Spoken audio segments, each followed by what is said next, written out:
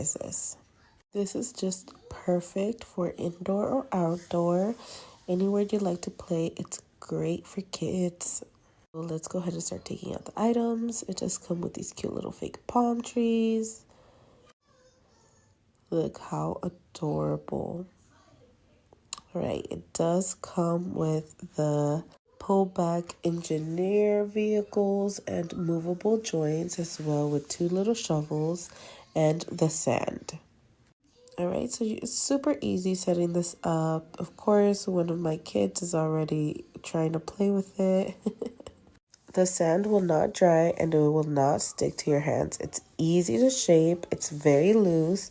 As you can see, I'm breaking it up, and easy to clean, which that's great. Who doesn't love that? As a parent, you need something that's easy to pick up. My son and I started doing some little sand castles already. Of course, he's working on his. This is just a perfect sensory toy. He is in love with it. It's a great tool to teach your kids how to build stuff. Just have a little bit of imagination. It's perfect. You can build and move around things. It's so many uses to it. It's so cute. I love the fact that it's also easy to store. It already does come in the storage bin, of course, so you can just put it anywhere. It is portable as well.